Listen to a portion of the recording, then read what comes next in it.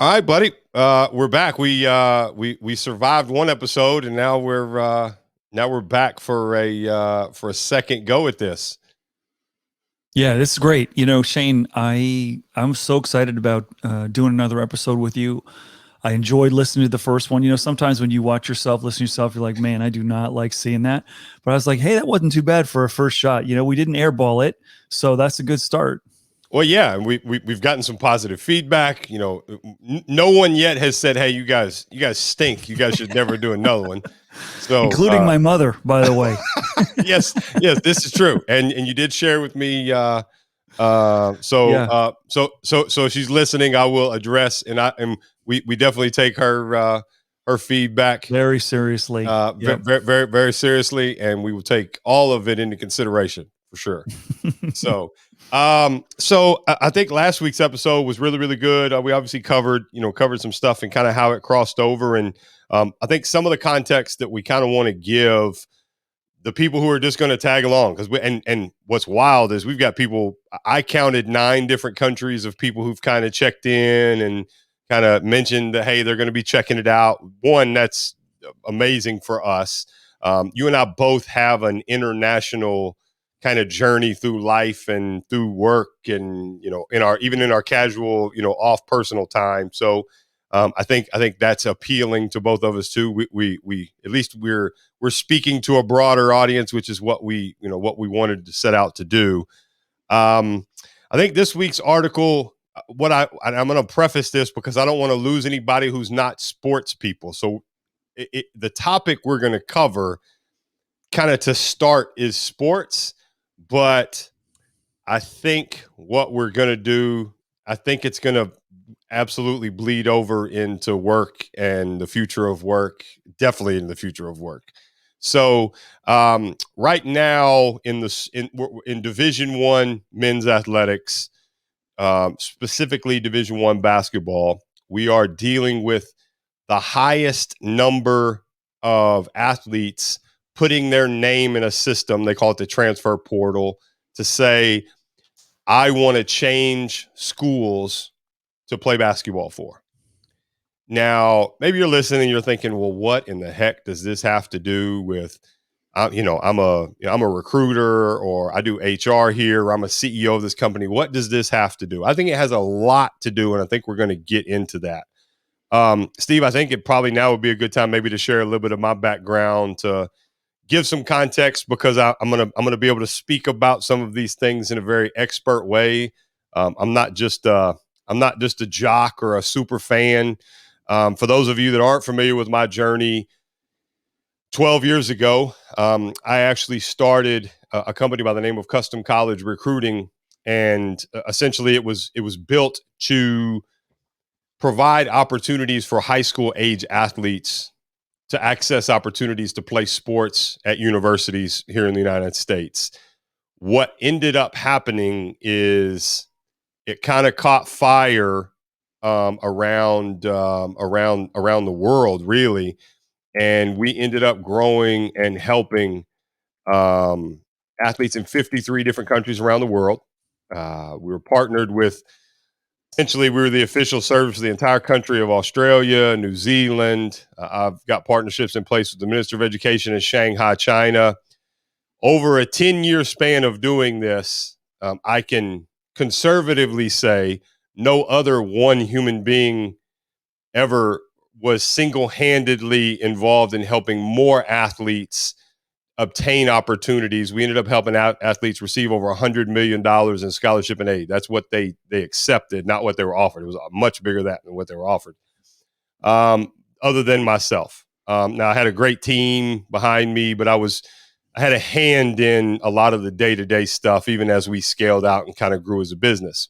And what you learn in this is, and I tell people this, college athletics is very much like finding out Santa Claus doesn't exist.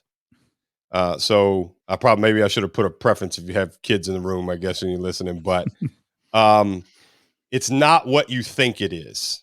It's, imagine the first time you ever found out, or you went and as a kid, you were going in to see Santa Claus at the mall, and you got there and you were like, wait a second, I just saw that guy walk in the back door. Wait a second, that's not right. That same thing happens when you are on the backside of college athletics. You watch this stuff on TV and it looks great. There is very much a business to it. And the business is starting to bleed out into the public now, hence the transfers and those things. I am curious, before we really dive into this, Steve, I'm curious, you're just an overall observation. You see these articles, you've done some research on your own. We did agree on a topic before we started tonight, but we haven't talked about it.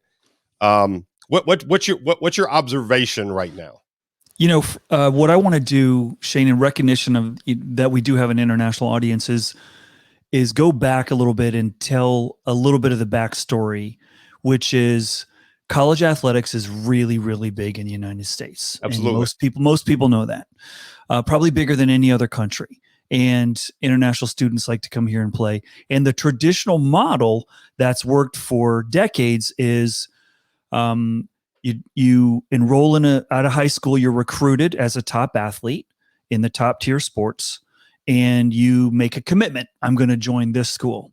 And there's an expectation of time. And over the last few decades, the premier athletes in the premier sports, let's take basketball primarily, because the athletes can jump to pros faster, sometimes only stay a year.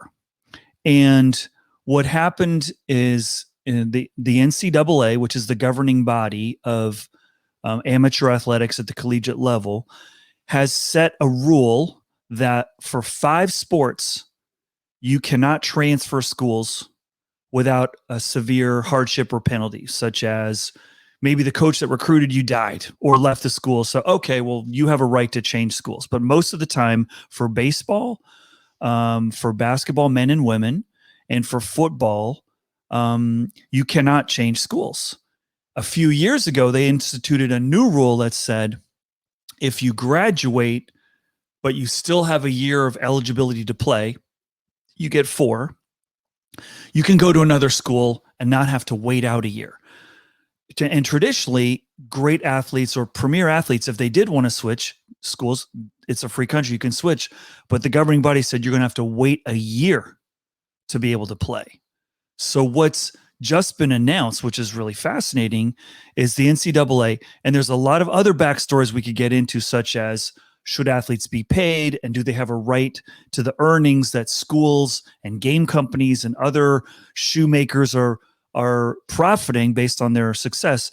Do they have a right? Do athletes have a right to change schools? And what drove this was not the logic of they should always have a right to go to school and never sit out. It wasn't that. What drove the decision was the pandemic. Mm-hmm. And they said, let's give everybody an extra year of eligibility, step 1. Okay, so even if you graduated and you've had 4 years, we're going to give you a 5th. If you're an athlete in the system, as of this year, 2020, you have in 2021, you have another year that you can play. Great. Yeah. But we're also going to allow you to transfer without a year whole. And by the way, the other major sports, volleyball, swimming, track, lacrosse, you can change schools without having to wait out. So now what they've essentially said is you have another year and you can change schools without a penalty only once in your 4 years. Okay. Not including the graduate year. That's another one I think you could change. So what it's essentially done is allowed athletes, super athletes, to become what you could say are free agents. Mm-hmm. And that has completely upset the apple cart of the systems that were built on once we get a high school student to sign up, they're pretty much ours unless they go to the pros. And now college coaches have to not just look at high schools to recruit, they have to look at other schools to recruit. And the Baylor University basketball team, which just won the men's championship, 3 of their starters were transfers, were graduate transfers, which would suggest the model of transfers has some merit, and it benefited Baylor. But this goes into how coaches have to recruit. One coach I heard was quoted saying, "I'm not building teams anymore. I'm just, designing to win in one season. I'm not building a 4-year working on a player development anymore. I'm recruiting and I'm coaching." Which is like, think about as a leader, no matter what domain you're in. This is why this topic's so interesting to me. Like, no matter what industry you're in during the pandemic, if you're a leader or you're in any kind of business, take like the most affected business right now, restaurants. Your whole world just went upside down. Oh my gosh, we can't eat inside. Can we eat outside? If we eat outside, do we have the tables? Do we have the city okay to put tables on the sidewalk? Can we put them in the street? The whole thing got, can we deliver? Oh my gosh, DoorDash and Uber Eats are eating up our margin. I mean, we could just go on and on. But that's the backstory, I think. So people who aren't familiar with the sports governing body change the rules, and nobody really knows what it's going to look like. So Steve, something just hit me. And I was trying to find a way to relate this to business for folks who maybe don't follow it as well. And I don't want to lose those people, because I know this is going to get really good. And at first I thought, and I almost interrupted you and I said, hey, maybe this is actually the college sports, what they're doing. The NCAA saying you can't transfer. Maybe that's their version of a non-compete, right? Then I start to peel it back a little bit, and I was like, no, I think it's something different. Then it reminds me to what I do know, our friends in the UK, our friends in Australia, those that are in HR, those that are in company leadership, they know how difficult it is to separate from an employee. So essentially, it's the backwards version of that, right? It's when you sign. So in college sports, when you sign a letter of intent, you are signing to stay at that school. Now, there definitely are some different pieces that can get sticky. A college coach, he signed a contract. Yeah, he's making millions of dollars, and he can up and leave and go whenever he wants to. Right now, there's exit clauses and people have to buy things out and all of those things, but no one's telling him he can't go take another job if he decides to leave. It is only the athlete who is the product of the business and the service, who is the financial model for, the coaches nobody's paying to go out there and watch the coach walk up and down the sidelines and scream and yell, right? So I think this is really interesting because I think there's some similarities, and I've heard you talk about it quite a bit. People are trying to. There's a lot of people it's almost like playing darts in the dark. Right now in the business world, they're trying to figure out, why is there such high turnover in this industry now? And why is Silicon Valley, having everybody changing jobs like they are, and all these different things. So, my question is your, because I have an opinion. I have an opinion. I don't want to, and it's from an experience opinion. You don't want to taint the witness. Yes. I don't, I want to lead the witness here. Right. Mm-hmm. So, why do you think kids, so it's a 2-part question. Why do you think kids are now wanting to leave? When I call them kids, they're men. But I guess let's be honest, 22, 23 years old. You're a young man. Why do you think that this year there's this record number of men saying, I want to change where I perform my job? Because that's what they're doing, right? It's sports, but that's what I want to go work somewhere else.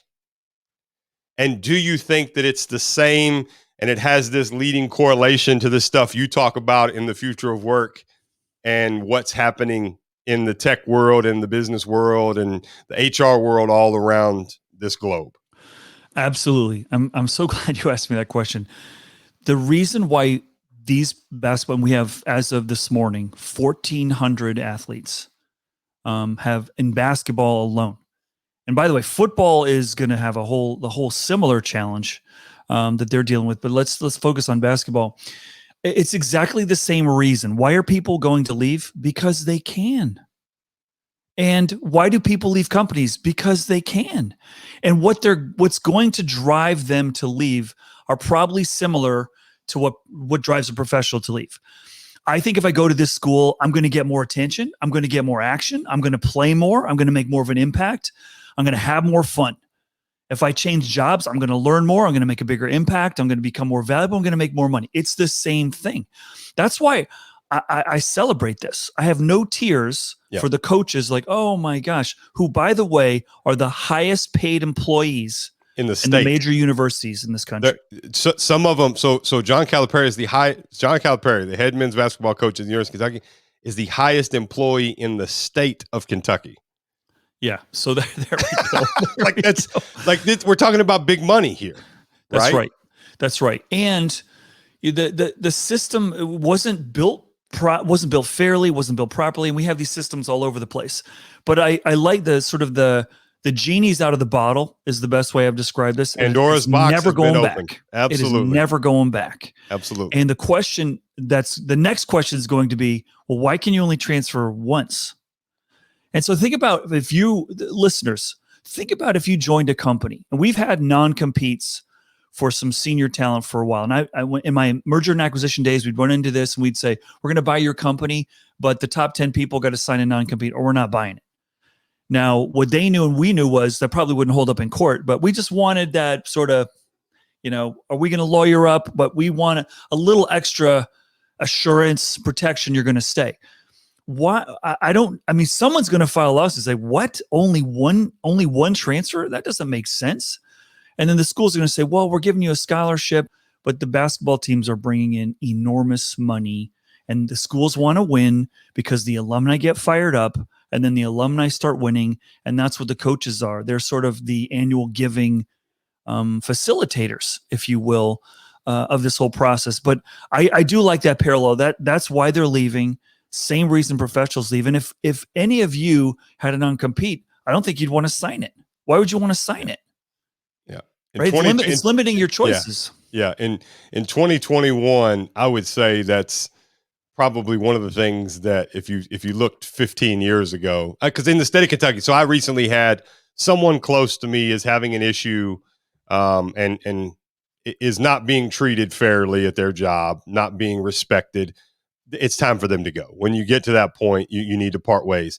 Well, a competitor, a big competitor. I actually haven't talked to that. I actually need to talk to you about this off air because this actually kind of falls in your world a little bit. Okay. And he's like, well, yeah, but I've got a non-compete. Well, we live here in the state of Kentucky, and I was like, well, look, like the courts have said, if this non-compete keeps you from seeking reasonable employment, it's null and void. It does. So this is why there's such a big push to keep amateur athletes considered amateurs. This is very similar to what you guys just experienced in California with Uber drivers, right? The moment you consider someone the classification of an employee and it's not about, and I think this is where some people, we get romantic to these ideas about the way things are supposed to be. Right. Well, if we all operated about how things were supposed to have been, I mean, we'd be back in the biblical ages. Women wouldn't be working. We'd all be, it'd be a different world. Like things evolve. The world evolves. How we do things evolves. Right. Mm-hmm. So in this world, we get romantic to now college sports. This is how it's supposed to be. And the reality of it is we have to be because a player, the reason that coach can make his $7 million this year is because that player put on that jersey. And then this is where I love this argument. And this always comes from a diehard sports fan, not someone who actually is out in the real business world. Well, yeah, but they're getting a free education for it. Well, is that piece of paper they're going to get in 4.5 years? Is it like, do you think, how much do you think that's worth in today's world? Right. It's not in balance. It's not in balance. Not even close. No. Right? And here's the crazy part. The average Division I athlete leaves and graduates with over $15,000 still of debt.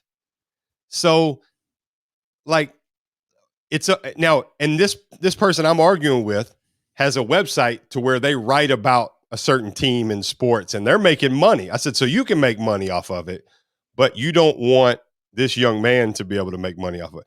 You don't want him to be able to go leave and make a decision that's better for him. He's supposed to take a back seat. And because of an old world law that says you should hold up to your commitment, okay, Right. well then I'm just not going to go. Right. And so let me share with you and the audience a very common discussion I have with CXOs around the world. And it goes something like this. What's your biggest talent problem right now? Fill in the blank company, fill in the blank country. I can't find high quality people and I can't keep them. So the next question is, well, why do you think that is? And it's because, well, the supply of technical talent keeps growing. The need for new talent, understanding new technology is still growing. That's not going to change. But when I do find it, they leave really quickly. Well, why do they leave quickly? They leave quickly because they're millennials. And then my next comment is, and I've got to give credit to Sally Thornton, a good friend of mine who I was on a panel with, and she used this line. She says, "You mean your children? Those millennials that you raised, yeah, they're leaving." Yep. Okay. All right. So then what I say is, all right, let's step back and look at the landscape of why people may be leaving. And there are a whole host of reasons, but I think there's two big ones that I'll lay out there that are a big part of what's on my mind today when I'm trying to help these people grapple with this. Look at the choice and the visibility to opportunity that talent has today, particularly knowledge workers, particularly someone who's got a technical orientation, someone who's in demand for a corporate job. You can see more. You have more access to information. What's a good company? What's a good job? What the salary's like? What the leadership's like? Everything. And so I asked the executive, if you had the information that the talent has today 35, 40 years ago, are you telling me you would still be in the same company, in the same job 40 years later? No. They're looking at a buffet table. It's like going to Vegas and you're at the buffet and it's costing you nothing. You're gonna try everything. Why wouldn't you? Of course. And so you can't blame this on a generation. We've created this. We've created the LinkedIns, the Glassdoors of the world. They have choice. So let's not blame them. Let's just reconcile that. That's the new game. So now, CEO, CXO, it's on you to be a place where people want to stay. And that's what I love about this in a free market is they're not staying because of your non-compete. They're not staying because of a 4-year commitment or the NCAA rules. They're going to stay because you make them want to stay. Yep. And that gets down to culture. It gets down to leadership. It gets down to, are you really good for me and my family? Right. And if you think about it, that's a good thing. We should all want that. Correct. That efficiency of the market. That's why when I was interviewing with LinkedIn years ago, I came home, I couldn't sleep for 2 weeks. I was like, oh my gosh. And I didn't understand why. And I said, LinkedIn is going to reveal bad leadership like nobody's business, because we're going to see now who's really leaving. Yep. And then we're going to dial and go, why'd you leave? Yeah, because the leadership was bad. And that was a beautiful thing. Having worked for my fair share of good leaders, but also bad leaders, I was like, yes, let's out those people. I know of people who own businesses and who run businesses, and they panic when they find out an employee starts a LinkedIn profile for the first time when they're there. They panic. And it's just a social media site, right? It's not what it used to be of, oh, we just post our resume in this, but they panic. And I asked, and I was like, why do you panic? He's like, oh, they must be leaving. I was like, so are you playing offense or defense? Right? Because if you're a leader and you're playing defense, then you've got shit backwards here, right? That's right. You need to be creating an opportunity. Actually, you need to go to them and say, hey, I saw you did that. If there is anything that I can do, not to keep you, but to help you find something, if you ever decide that this isn't the place, the last thing I ever want to do, but you would be amazed at what that would do. So when we go back to the sports side of it, why is it okay if Steve, if you take a job tomorrow at Facebook and you get there and 3 months into your job, you're like, holy cow, this place is not what I thought it was. This is, I 100% was sold a bag of goods. This is not it. Or now here's another scenario. Or You get there. Let's say you're going to work directly under Mark Zuckerberg. Mm-hmm. You get the job. 3 months later, he comes up and says, I'm stepping down as CEO and such is stepping in here. And then you get to know this guy or gal coming in, and you're like, oh yeah, no, I came here to work for Mark. I didn't come here Mm-hmm. to do this. Why is it okay that you can that day pick up the phone, Right. call someone else and find a better situation that's better for your mental health, that's better for your physical health, that's better for you financially? Why is it okay for you, but why do we criticize and ridicule younger folks, younger athletes who get to a situation? What if he got to that situation and it is a toxic work environment for him? Yeah. You think he's supposed to build a callus working for someone who mentally is destroying him? Because let me explain something. I have helped athletes go to over 500 different universities. There are some really great leaders out there, and that's not just head coaches. I'm talking assistant coaches, all the people around. And there are some absolute rotten apples. I'll censor myself. There are some rotten apples. And imagine if you were a young lady and you came all the way from Perth, Australia, and you were playing at a school in Kentucky. That is an equivalent of about 26 hours of flying to get here. Imagine you got here. You're already homesick. You're already in a new country. You're already relocated. Yes, you're getting an education, but then you show up and your coach is offensive to women. Or we're going to say that she has to sit here and endure this. Right. And add to the story, she's from a family that doesn't have means and she got a full ride scholarship. Yep.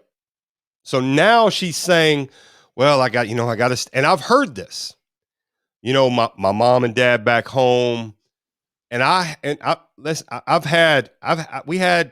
Australian athlete come and stay at my house over Christmas time or Thanksgiving because she had nowhere to go. Excuse me. And the coaching staff didn't set up anything while campus was shut down for a week. These different things. And, I've got this now. I knew her family and they knew they could reach out. And there was a weird situation about how food and when the cafeteria was open. Now all of a sudden she's got no car. She's got no way to get to the store. The coach isn't really there's a lot of these things. Are we really going to sit here and pretend? And that's where I guess it really comes down to. And this is kind of like America in general. We don't love what we think college athletics is. We're in love with the idea of what we think it should be. And that's the difference. And that is the same thing, I think, and you would know, that's the same thing that happens at a company. The CEO thinks he has an idea of what his culture is and why his employees should stay here. But the reality of what it actually is not what he wishes it was. That's true. That's true. I remember joining my first corporate job, walking in the first day going, wow, this is a company. People are going to be all having their stuff together and everyone's going to be all professional. And I'm like, nope, just like college, just like high school. There's really smart, bright, motivated people. And there's people who are just getting by. There's people who are hiding. There's people who are ripping the company off. And I was just like, that was a big lesson for me. I thought, what's going on here? And I think that's every community we walk into, we have that. I think what captures my attention the most with this story is just how it's not about college hoops. It's about every model of business is going to be changed. And what's really dramatic here is there's some governing body that changed the rule and poof, everything's different now in so many ways that they can't even project all the ways it's going to be different. And, for the athlete, for the coaches, for the schools, for their fundraising efforts on the heels of a year where college revenue basically disappeared. Like, I don't know if any college filed for a PPP loan. They did. There were. Wow. Yeah, there were. But that's really just, it's staggering. And it's happening to every business is trying to figure out a new way I was mentoring a gentleman earlier today. His company caters to graduation events. They set up a tent at graduation at universities, thousands of them in the country. Here's corsage, here's some flowers. So the parents are like, oh yeah, I'm all over that. And they make a killing. Those events didn't happen. So what do? They made graduation in a box gifts. And nice. and I was telling him, like, you guys need to think bigger than just graduation, because now it's like, welcome to our company. Yep. You got a promotion in a box. Like, there's a huge, and that was, I like that. It was painful, and they didn't, they made a fraction, maybe a eighth of the revenue that they did in their normal business. But guess what? When those in-person graduations come back, now they got a whole nother revenue stream and a new market to address. And that's what the pain of that. And I hope for the athletes, there's going to be new opportunities and new ways of seeing things. And maybe the schools will figure this out. But I'm not crying a river of tears here for schools that have been making a killing on these athletes. So let's flip it. Let's take the athletes out of it. Imagine if Steve, like here's another scenario. Imagine if you were working somewhere and you took a job at X company and the state of California said, you signed a 4-year agreement to go there. You cannot leave and go work somewhere else. The state, because they're the governing body of, your legal realm when you're in the state. You can't go. That's the same thing. No employee on the planet would sign an agreement like that. Right. None. Guess who would be more likely to? Fresh out of college, or the young person who doesn't know they have leverage. And we're dealing with a world, and this is what I tell people. Kids are graduating college now and going either into the workforce, or kids are graduating high school, not college. They're graduating high school more informed than any other generation in history. Now mentally, I don't think their brains are as matured, and that there still has to be a play there, but they know more. It's like dating. Look how dating is done in 2021. These kids are sitting on a phone and they're just swiping through. They have options.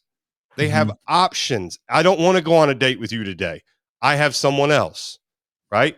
You and we didn't have that luxury back in the day, right? It was down to environment and circumstance of where you were, right? Like there was no dating across the country. And Shane, this work from home just made those options times 100. So now we've created this, and it's like some of these companies, I know you've talked about it. Some of these companies say, nope, we're coming back. We're going to come back. Well, you've kind of opened Pandora's box now, and you better be prepared with that strong stance that you're making, because you're going to lose somebody. Somebody's home dynamic changed, and they found that works better for them. And hopefully that's not the cog of the wheel that makes your company grow. Otherwise, things are about to go off the rails. Yep. Talking to a headhunter in Dallas, Texas, 2 days ago, and I was saying, hey, what trends are you seeing? And he was working mainly placing leaders in commercial real estate. And I'm going, ooh, how's that going? He's like, actually, it's going okay. But he says, before any candidate will pursue any opportunity, the first question they ask me is, can I work this job remotely? No one ever asked that question, he said, a year and a half ago. And that's the first question. Now, is it because they want to? Maybe. But now they want to have the choice to, right? Because they've tasted something different. And that's just the beginning, I think, of, whether is it a commute issue, whether it's a freedom issue, it's being around the family more. I don't know what it is. Or safety issue. Could be a lot. Let me ask you this. Do you think that, because that used to be an advantage that Silicon Valley had in the work, it was, we give you unlimited time off, or we're going to give you, essentially that's what they were saying, right? Like that's where it was. And I'm sure in your hiring days over the years, probably one of the big questions you got, the higher up the person was on the totem pole that you're hiring, was, well, how many days a week do we get a vacation? How many personal days do I get, right? Because it's not just about how many personal days. It's how many days can I remove myself from the office of employment? Well, COVID throws everything in a shambles and everybody's working remote. now that leverage from a recruiting standpoint goes away, right? So now, just like sports, now all of a sudden we just leveled the playing field here. Like now, the tech company that's got a really cool product in Kentucky can pull some talent from Silicon Valley because we can pay more because we got less taxes. So we've got a little bit more money to play with. And hey, you can work from home. That's totally cool. Do you think we're going to see some of that? I think if it's possible, I'm not going to bet on that in the short term. And here's why. My mom ran daycare centers for most of my childhood. And she would advise companies, hey, should we put we want to put an on-site childcare center. She's like, okay, well, how many people do you have? How many people have children of age? Oh yeah, we got 60 families with kids. And she's like, well, let me tell you something. Whenever I put a new childcare center on site, it takes people a few years to change their rhythm. Grandma picks up, grandma drops off. Just because you have it on site does not mean the rhythm of someone's life is going to immediately fall into that. So yes, are people, do people I know, have they left New York? Yes. Have people left here, Silicon Valley, and gone to Austin, Texas? Sure. But a lot of the money, the VC money, they have kids in school. The kids are still here. The spouses have jobs here. It's not, you can't just, the pandemic's not going to change that overnight. It may 5, 7, 10 years. It's not a one size fits all. That's right. That's right. It really, and I'm not advocating for one or the other. And I could argue as many problems are in Silicon Valley as are really cool things. So I don't have a dog in this race, but I do think that we need to appreciate that those big life changes. And this is still the epicenter right now for networking reasons, right? Like I know someone who knows marketing and sales and, fundraising, and I've got a great finance person. Like you can put people together quickly. I do think a really cool thing is our global, like Silicon Valley was about Silicon Valley. This is an overgeneralization, and now they can't be anymore. And their awareness of global talent has already been rising. Like we found out when we were building LinkedIn, like we were thinking about doing some small acquisitions, and we're like, what the heck is going on down in Argentina? There's some ridiculous engineering talent. And we were like, is the government funding like technical degrees? Like what's happening? Because there's an enormous amount of talent. So it's like, maybe we should think about putting a remote site down there. It's just interesting. So let me ask you this. Let's circle back to sports here. And we I might even play this out. So I know a couple different coaches, and we may down the road bring a couple of those guys on. If you were to sit down and you were to speak, because I will tell you, there's a lot of college coaches that are going to see this. If you were to, knowing what you know about this whole transfer thing, knowing what you know about the future of work and where things are going, if you were to sit down and talk to 10 or 15 college basketball coaches, and this thing is an issue, and they say, okay, well, it's transparent. It's all out there. Here's what we do. From a leadership standpoint, what are some piece of advice that you would share with us? And, because it's not about coaching at this point. Because my thought goes to it, like this is going to create new positions on staff. Now you need now you need a customer service rep. Now you need somebody who's there just to make sure that these guys are getting what they need, not a coach, not somebody that disciplines them, just someone there. Sure. I'm curious. Sure. So let me draw the parallel that I had to face, which it's a different dimension, but there's a lot of similarities. Yep. We're building LinkedIn in the shadow of Google and Facebook and Twitter, and when they were hot, Groupon, and when they were hot, Zynga, and we were a boring professional network with no brand. This is pre us filing for public, like sales were creeping along, and everyone's turning down our offers.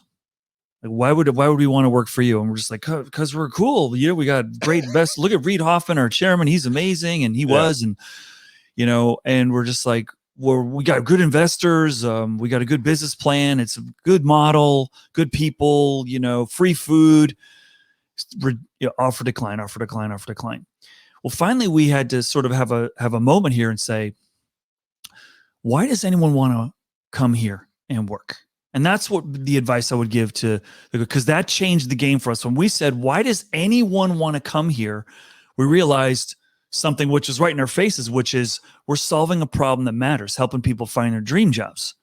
You can go over to Facebook and help kids develop their short attention span capability, or you could go to Google and be engineer number 7,000 and buff the trophies of the people that made the code before you and not be told what you're working on. You can come here and put your fingerprints on something that fundamentally matters to your children and your family, helping people find their dream jobs.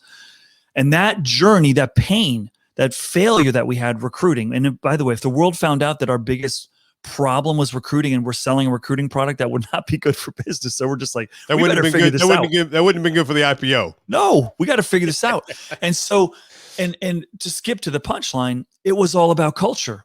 We want this to be the best job you ever had, and the problem we're solving really matters. And so, coaches, you can't control someone making a decision, but you can make this the best place, the best journey, even if they're just here for a year.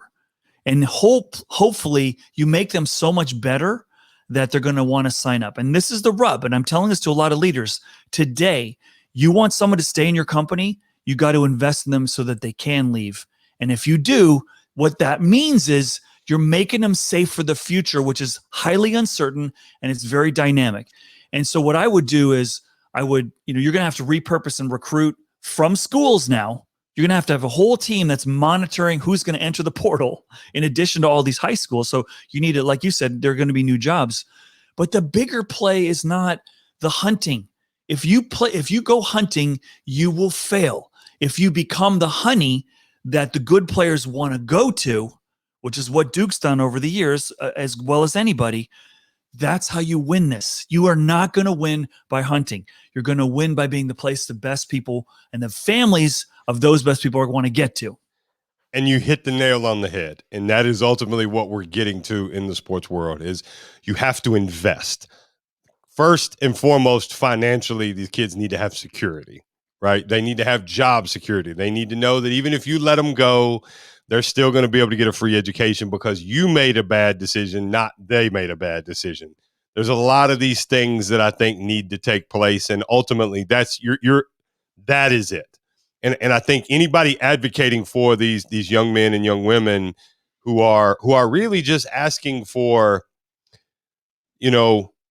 fairness. I think and fair is subjective, I guess, but they let's at least acknowledge us, at least show us that you see us and you know that we're here. I mean, we look at the disparity of the weight rooms during the NCAA tournaments that hit the news, and the female athletes had the equivalent of a hotel weight room, and the men athletes had the equivalent of a Gold's Gym, right? Like, and that's real. Like, that actually happened.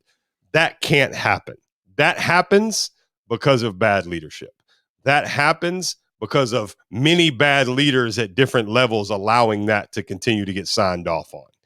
And that ultimately is what it all boils down to. And really, to kind of wrap it all up and put a bow on it, whether it's business, whether it's sports, whether it's your personal life, show people that you see them. Hey, I'm over here. I'm here.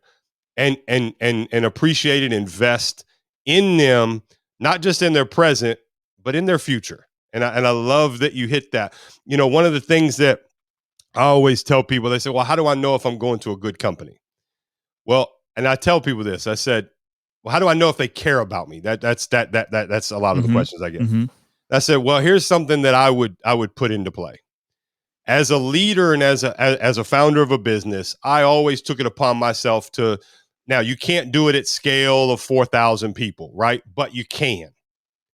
Meaning, if we're going to offer you benefits and we're going to offer you a 401k, realize that 70% of those people that are signing up for 401k probably doing it for the first time, and they have no idea that there's different types, that there's different places they can put their money, if what their goals are and when they want to retire, what they already have coming into this.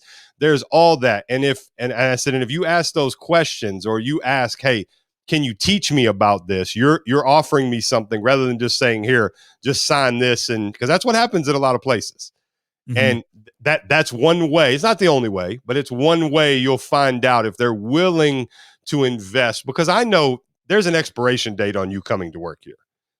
I want to set you up so that you're better when you leave than you were when you got here. Right. And take it a step further. I call it playing the long game. And I care about you when you leave, and I'm going to be caring about you even when you don't work here. And that's what I don't see a lot of in the corporate world. I care about you when you work here, when you don't. And that's what I feel from some of these schools. Like, you're a revenue source, and I care about that, and not much beyond that. And there's a lot of really good material out there to suggest right now that as we go through the pandemic, Absolutely. what I love about this pandemic is it's forced a greater human connection. How do you relate to your people when you don't see them all the time?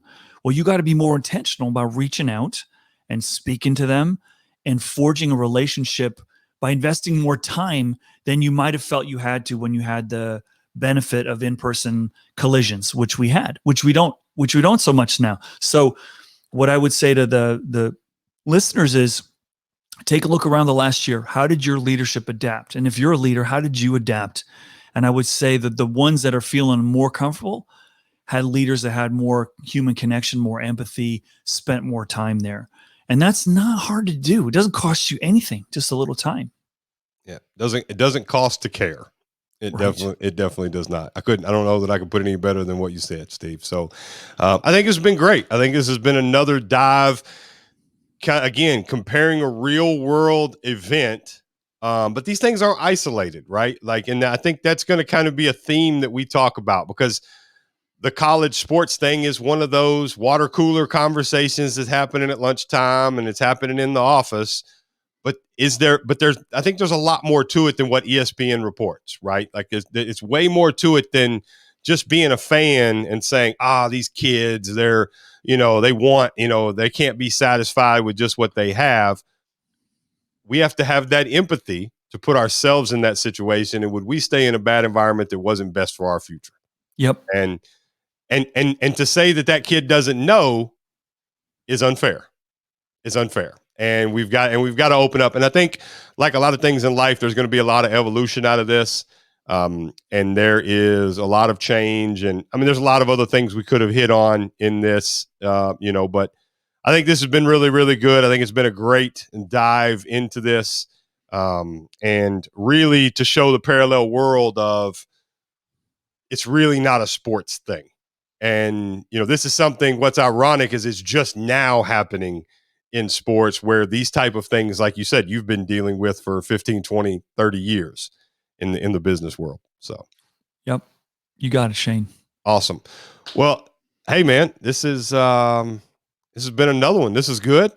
And I will also tell anybody who's listened this far along, one, make sure you're subscribing to wherever you do listen to it on different platforms, on Steve's YouTube channel, on my YouTube channel. Make sure you go give those things a like. Also, if you guys have a topic or you got something that you think you want us to discuss, if you catch us posting this somewhere on social, feel free to drop that in, and we'll absolutely add it to a list of things to dive into. And Steve, I'll catch you next week. You got it. See you next week, Shane. Take care, bud.